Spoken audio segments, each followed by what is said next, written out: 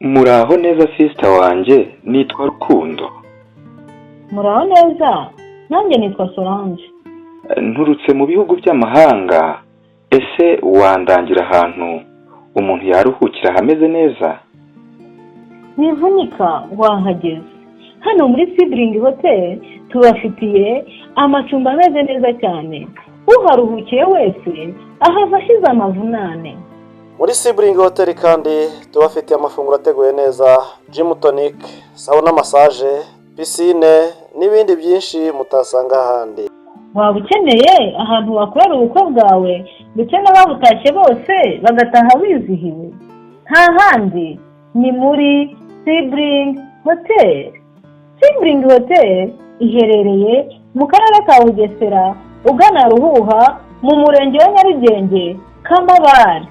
Ukeneye ibindi bisobanuro wahamagara kuri telefone igendanwa ariyo 0729888418. Muri Sibling Hotel kandi umukiriya n'umwami, ni karibu.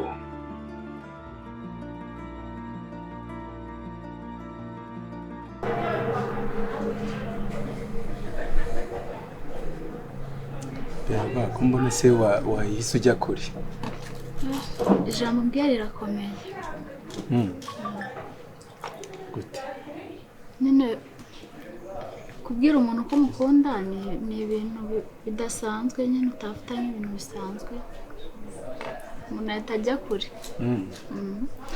Ariko ntubigireho ikibazo. Buriya ni ibintu bindimo ntabwo mba mbivuze ntubutse.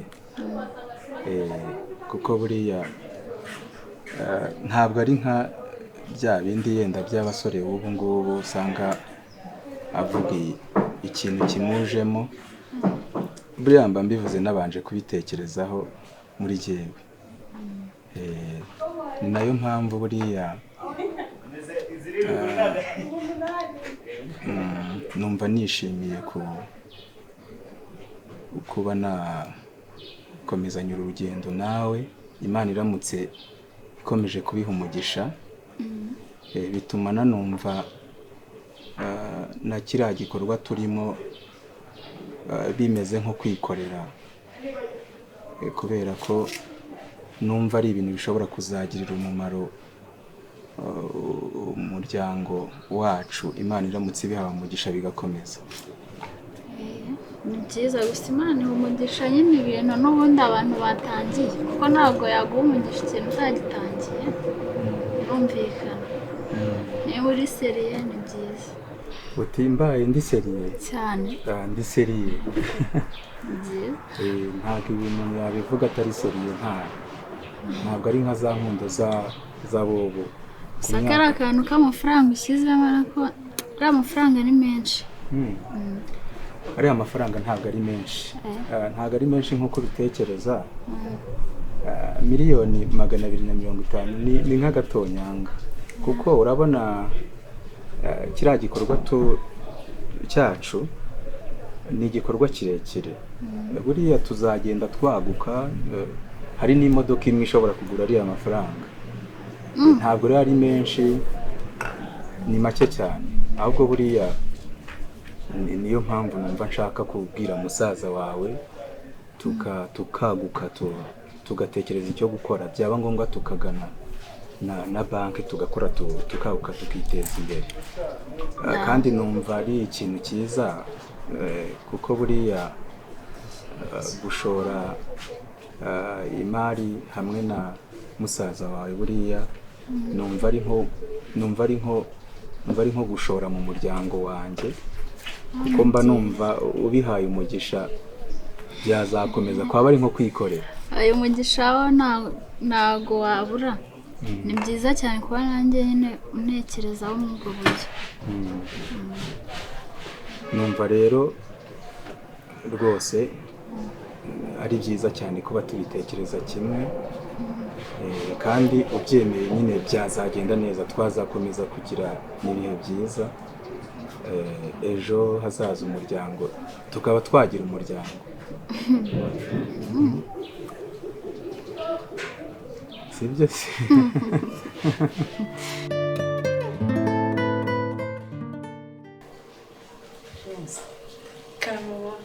uzi ko nawe ugiye kukubwira iby'iwacu yibagirwa kukubaza amakuru numvise. Amakuru agenda atuma hari amakuru numvise Gikundiro yambwiye urimo uranga wa musore.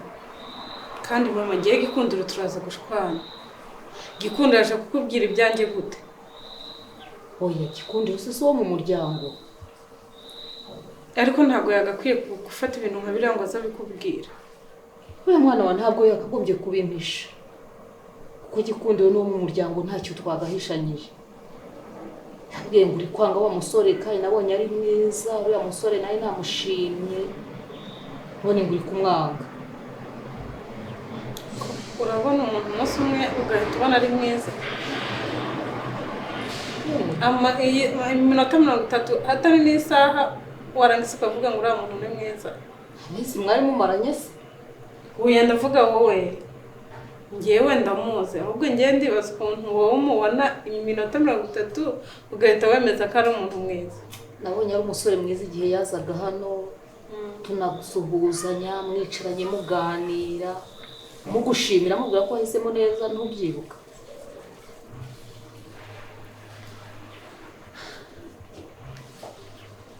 Mama Karama ibyanjye n'uriya mubireke ngenda aza kubyigiramo na Gikundiro namubujije kubyinjiramo ariko Gikundiro sinzi ikintu nshakaho pe. Gikundiro aranshakaho amahane naramubujije ndamubwira ati ibintu by'inkundo zanjye nibabireke ariko mbabarambwira ukuntu yaje agahita nabikubwira. Mwese mwana urumva Gikundiro urumva yakosheje yagombaga kubimbwira ariko ntabwo nzaguhitiramo. Iki gihe tugezemo ugomba kwitegereza njya mikubwira nabikubwiye kenshi jya witegereza urebe umusore ugukunda umusore uzakugirira akamaro utagendeye kuba afite ubutunzi. Sozi ko ubutunzi bushira ariko uzagendere ku rukundo. Ego mama ndabizi nabimbwiye kuva kera ariko reka niba mumaze kumpaga. Oya mwana we ntabwo twaguhaga ahubwo tuba tukubwira ibintu bizakugira umumaro. Ndi umubyeyi ndi mukuru ndaguhanura utazagira ibibazo ukamera nk'umuntu utarahanuwe n'umubyeyi. Erega nanjye ndi umuntu mukuru kandi nzi guhitamo icyiza n'ikibi, nzi kureba umuntu ufitiye umumaro n'utafitiye umumaro.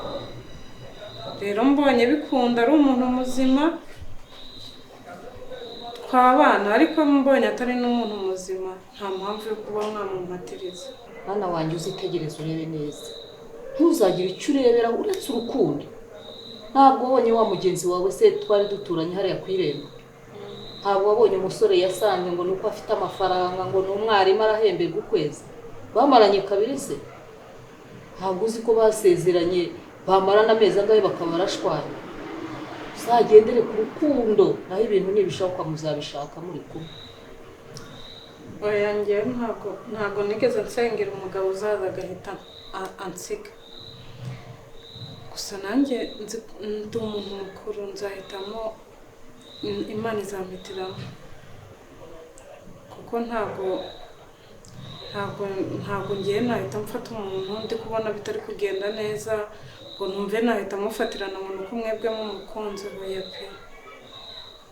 Oya ntabwo tuguhitiramo ariko uzajye witegereza umuntu uzakugirira umumaro mu buzima, umuntu muzabana ubuzima bwawe bwose.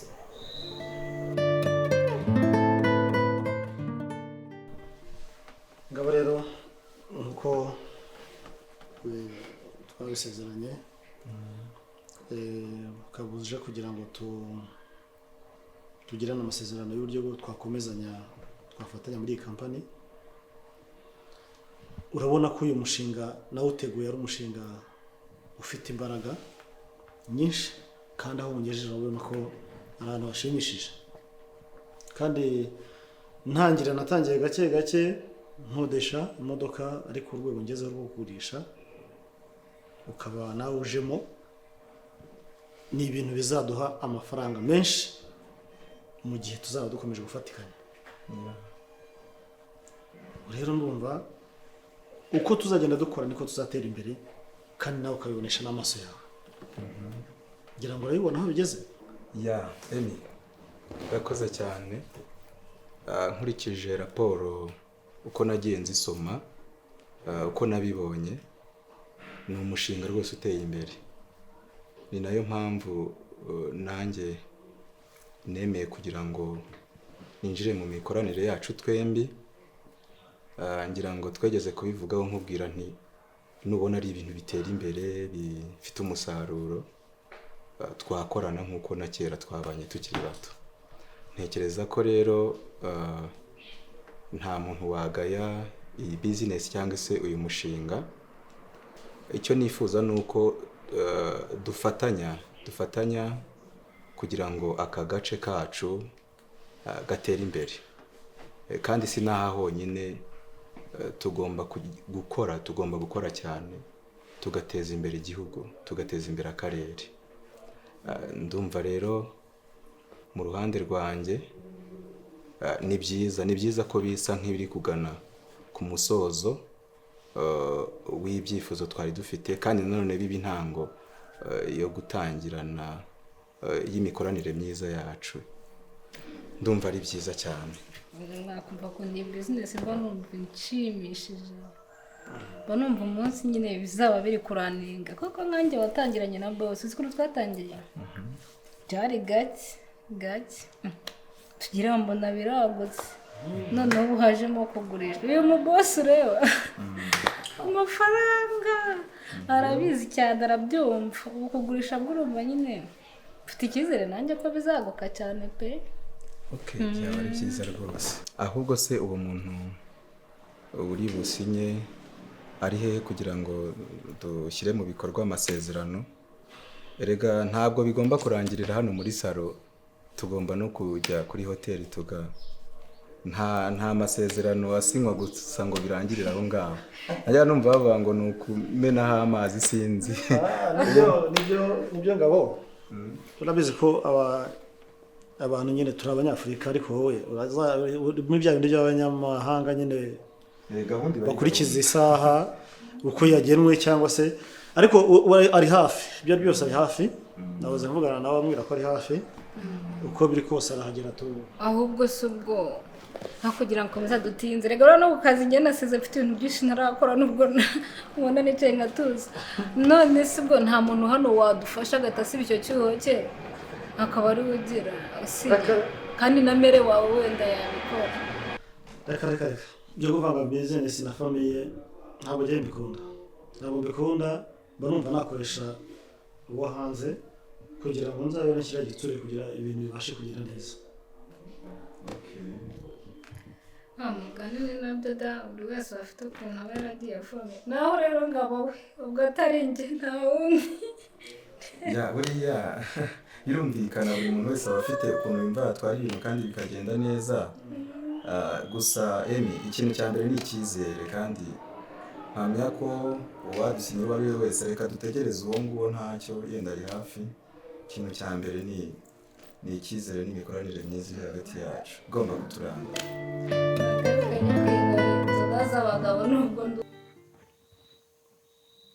No. Chance. Uracyavuga Emi koko?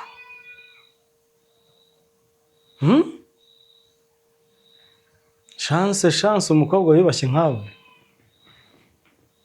Ubu wabura kandi kazino nyita kajyanye n'urukundo?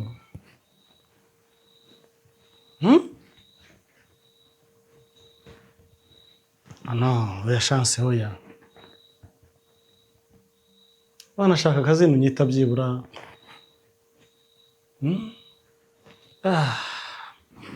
Wanyita na chérie cyangwa se ukanyita baby.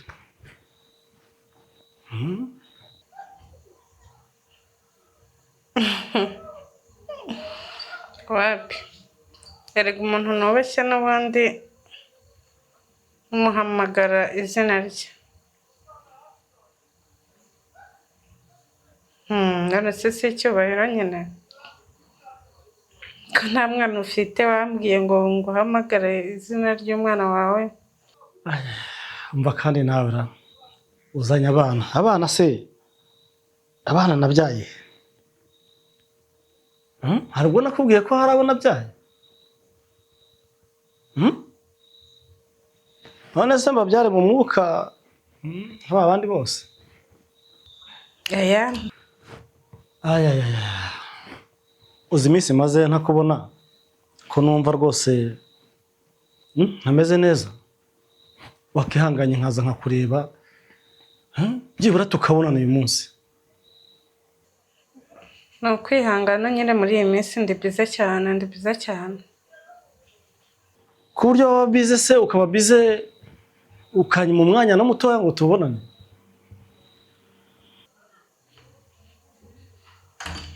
ese umuntu akubwiye ko ari bize nyine aba ari bize.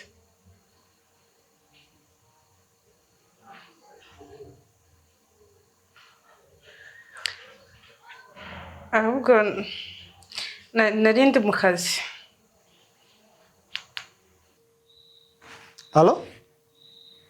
halo sheri se barabikopa.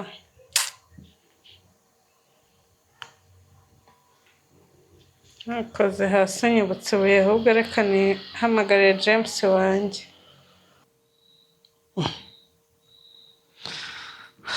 arankubye koko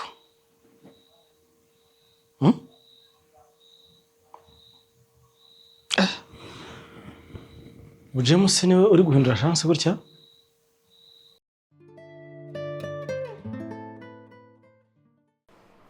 Ngabo rero uyu munsi ni umunsi mwiza wanjye nawe kuba ari wo munsi tugiye gutangira gukorana akazi nk'uko twasezeranye ko akazi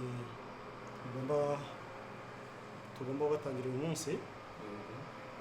ni ibintu byiza kuba waje kandi ndabona biri gutanga ishusho nziza mu kanya ngira ngo office yawe irimo irategurwa ndagenda njye kuyikwereka kugira ngo ubashe gukora neza kandi nzi ko bizagenda neza. kano kazi rero nifuje ko habamo ibice bibiri, kimwe cyo kugurisha imodoka, ikindi gice nicyo gukodesha. igice cyo gukodesha rero Ngabo nifuje ko cyakorwamo nawe ndetse na Berwa, wowe na Berwa mukaba ari mu bikurikirana. nanjye kandi ndumva igice cyo kugurisha imodoka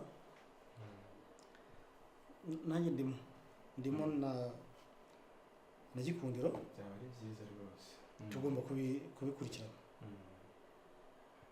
ndumva rero uko biri kose uko byateguwe nawe uzagenda ubimenyera gake gake, nubwo winjiyemo ngo ariko uzagenda ubimenya uko bucya uko bwije uzagenda ubimenya. hari abakozi benshi babisobanukiwe bijyanye no gukodesha, barabizi cyane. ni nayo mpamvu mushyize muri departement nshya kugira ngo ubashe kuyikurikirana, kuko nako departement nshyashya isanzwe ikora ishyashya, niyo ngomba kwikurikirana ngiye nkanjye isanzwe wikurikirana. hari icyo bitwaye ahubwo nanjye niko nabitekerezaga. urumva departement ni ebyiri, twakagombye nyine kutabivanga ngo bise nk'ibigendera hamwe. buri kimwe kikaba ukwacyo n'ikindi ukwacyo kugira ngo binadufashe kubikontorora, tumenye icyunguka ni ikihe, igihomba ni ikihe, kugira ngo tumenye iyo tuva n'iyo tugana.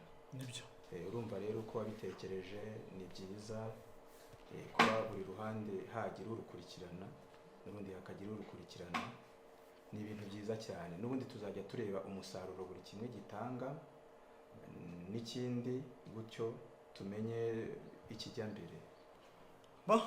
Buriya nasanze gukorana na Berwa ari mushiki wanjye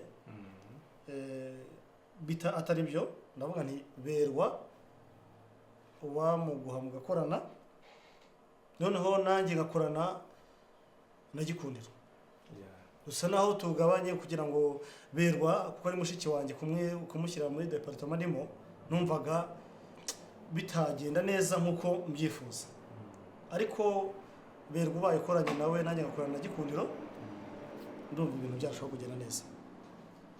Aho hatekereje neza Emi ni byiza cyane gukorana na Berwa kandi ndumva bizagenda neza cyane kurutaho nanjye nuko nabigena ari jyewe. Wewe wari usanzwe ukorana nabo bose ntacyo bitwaye iyo mwakorana nawe wari wese ariko kuba umpaye Berwa tugafatanya ndabyishimiye cyane wabitekereje neza cyane. Nibyo ndumva najya kukwereka rero ofisi ugomba gukoreramo kugira ngo utangire akazi.